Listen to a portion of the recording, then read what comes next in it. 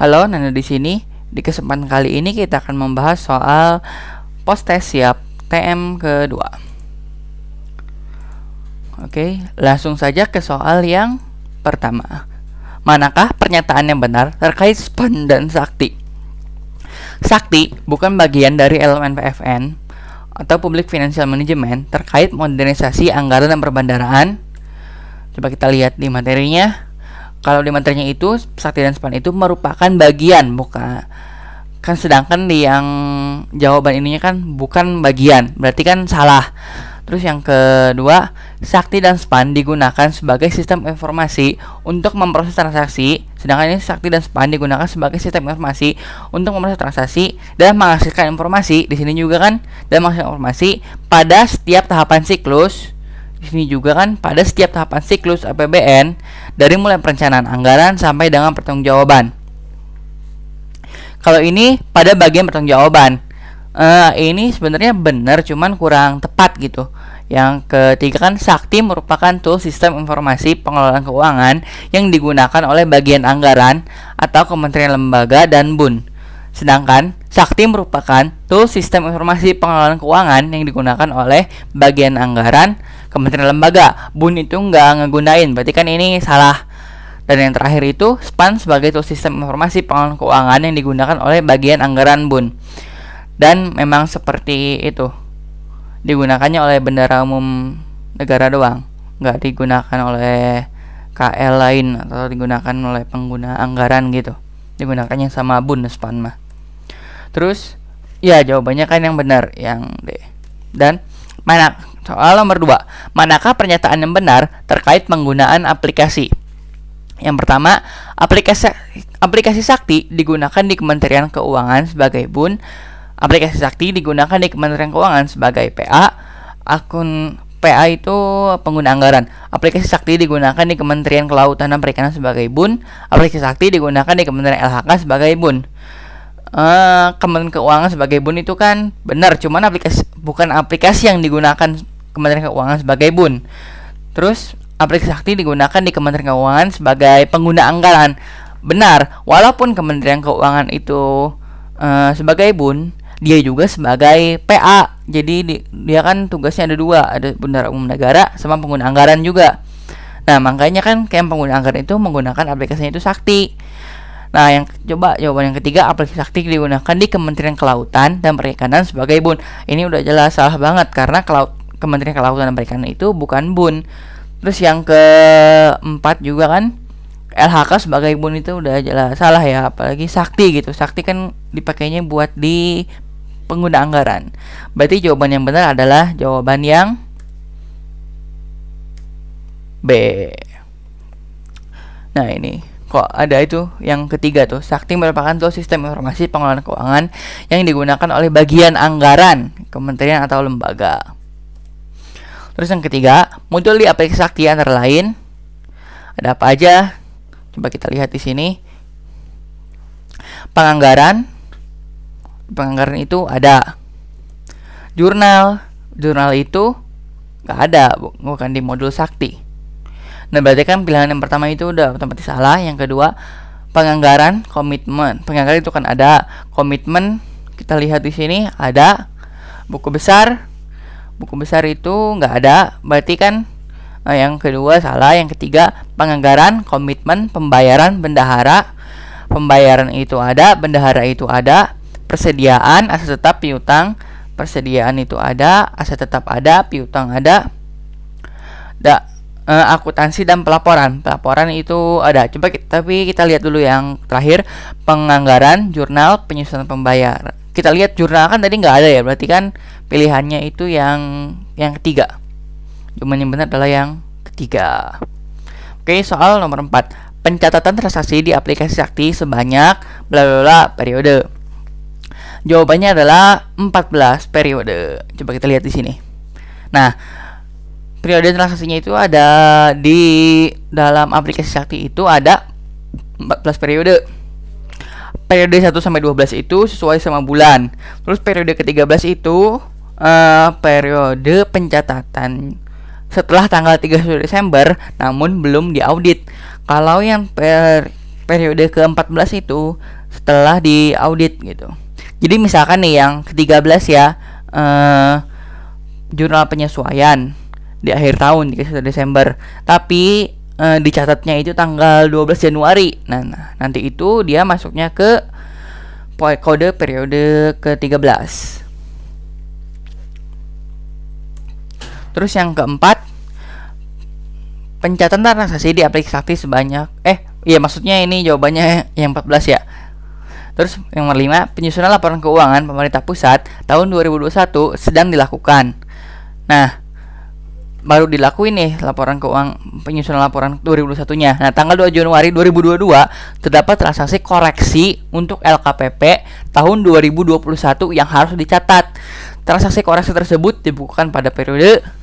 Nah, kalau ini udah jelas periodenya periode ke-13. Soalnya kan ini udah lebih dari tanggal 31 Desember, dicatatnya kan tanggal 2 Januari tuh. Nah, 2 Januari tahun 2022. Nah, terus ini juga kan belum diaudit, baru-baru diaudit. Laporan keuangannya aja kan baru disusun gitu. Nah, makanya itu periode ke-13.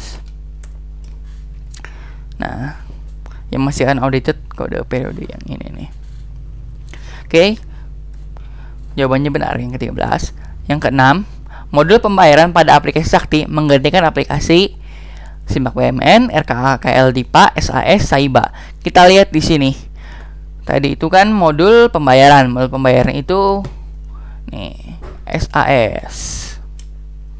Jadi jawabannya adalah yang SAS. Yang ke-7, prinsip dasar penggunaan aplikasi Sakti terkait dengan tutup buku adalah: yang pertama, tutup buku transaksi pada Sakti merupakan proses tutup buku saat periode transaksi dinyatakan berakhir dan dilakukan sebelum modul akuntansi dan pelaporan melakukan periode tutup buku.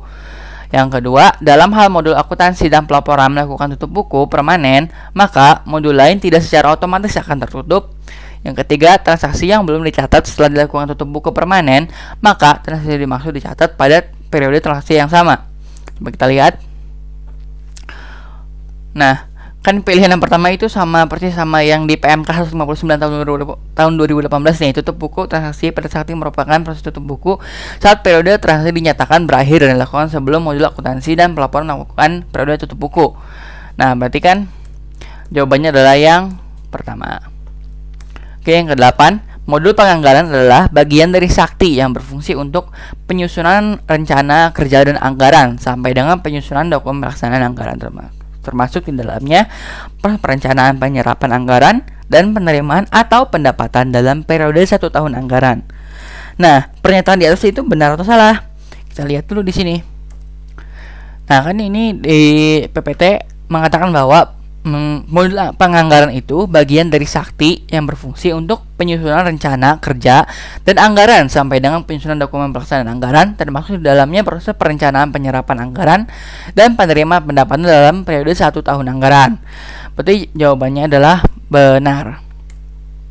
Yang ke-9, dokumen yang terkait dengan penyusunan anggaran adalah RKAKL atau DIPA. Kita lihat. Nih, kita lihat ruang lingkupnya yang warna hijau nih.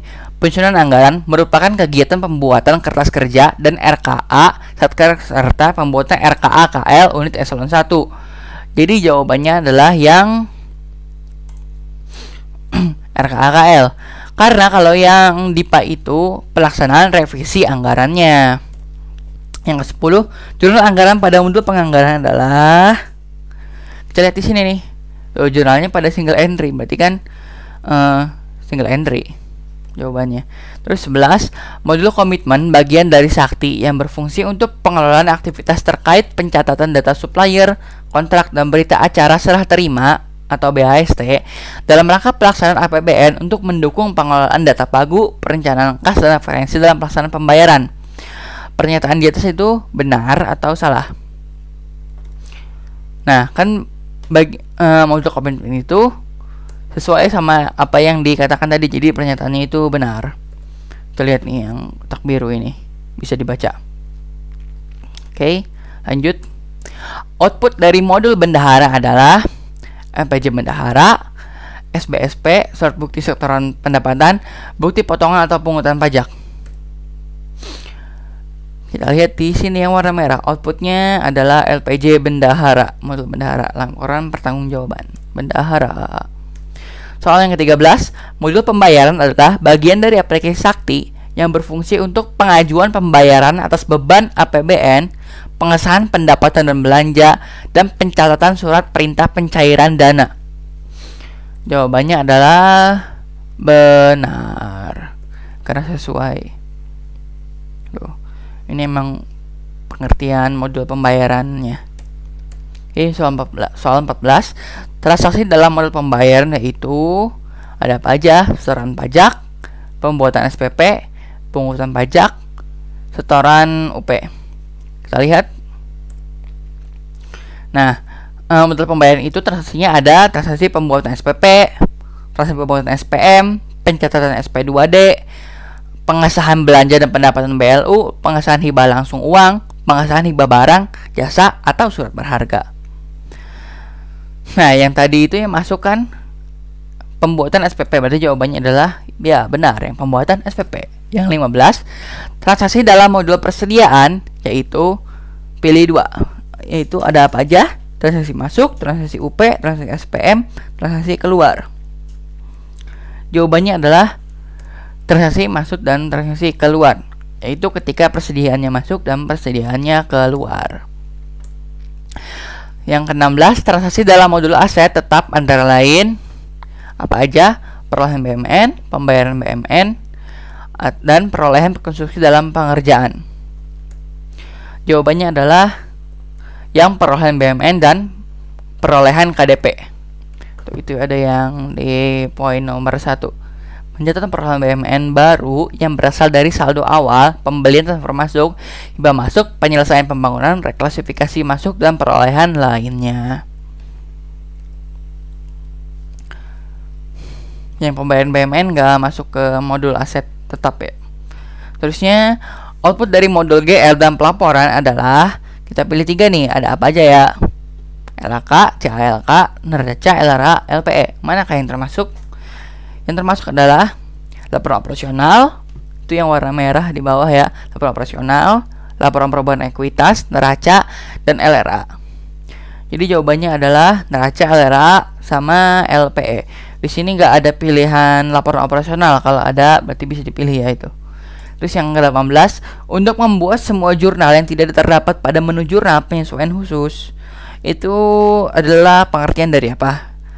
Apakah jurnal balik, apakah jurnal manual, apakah monitoring jurnal?